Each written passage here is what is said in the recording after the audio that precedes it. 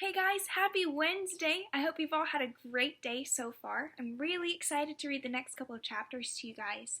And yesterday we finished up with Summer's point of view, and the chapter ended with Jack Will coming up to her and asking why Augie was mad at him. And she told him, bleeding scream.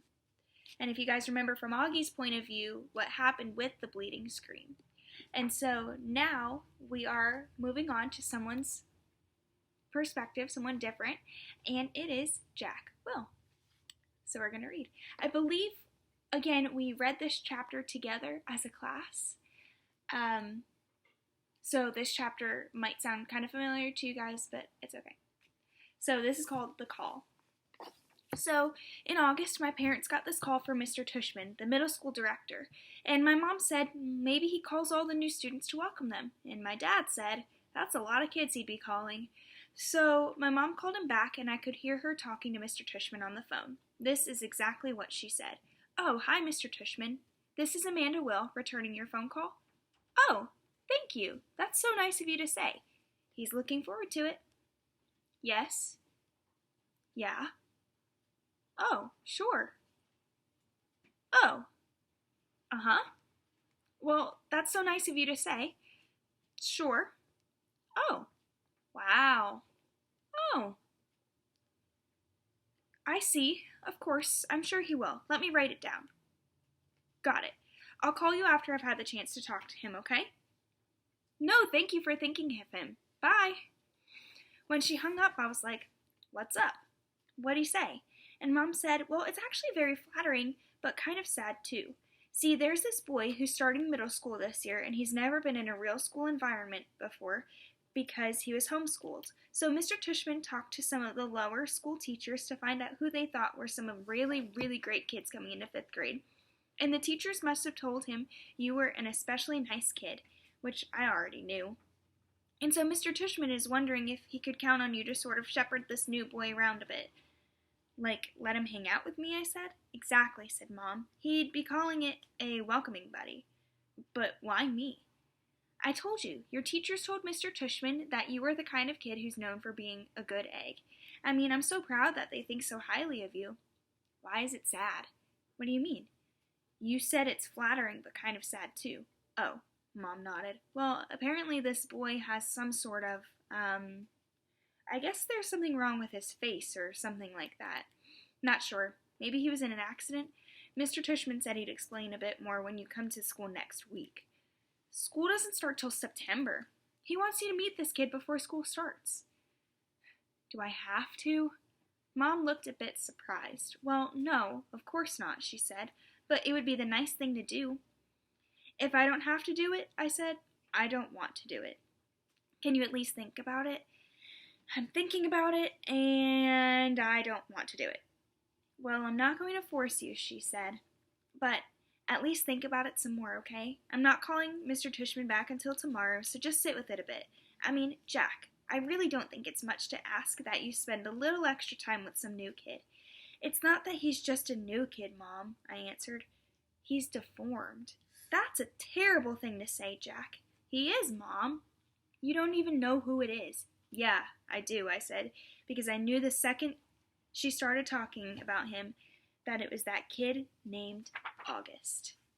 So the next chapter is called Carvel. Okay.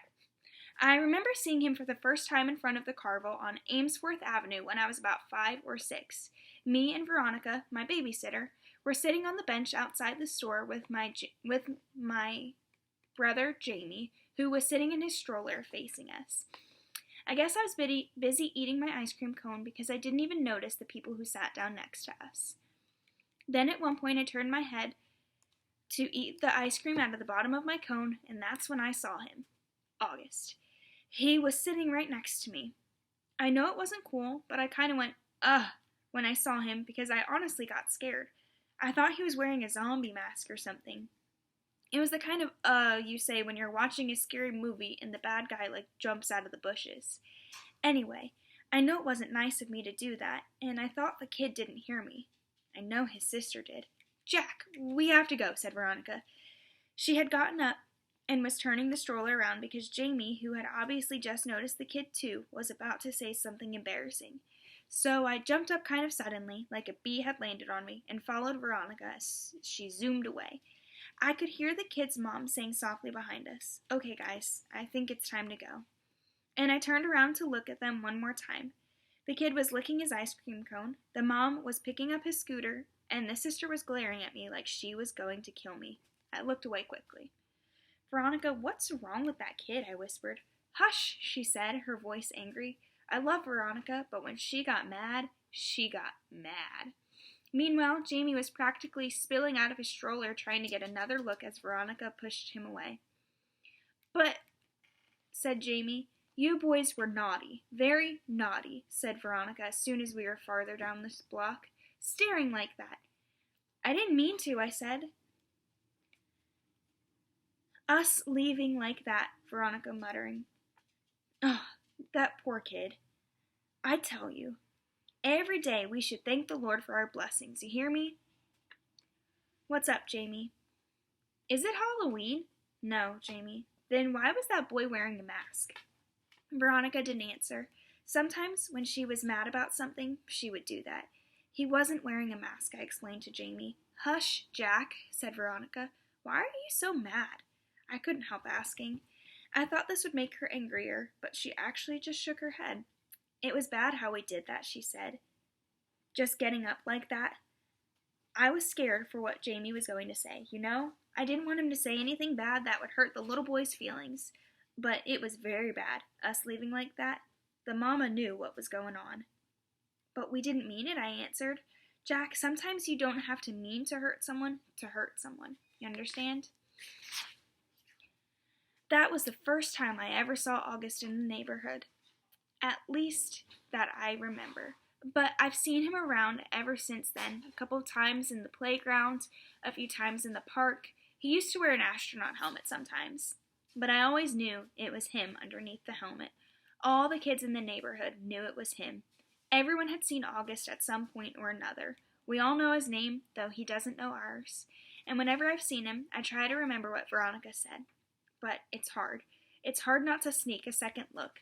It's hard to act normal when you see him.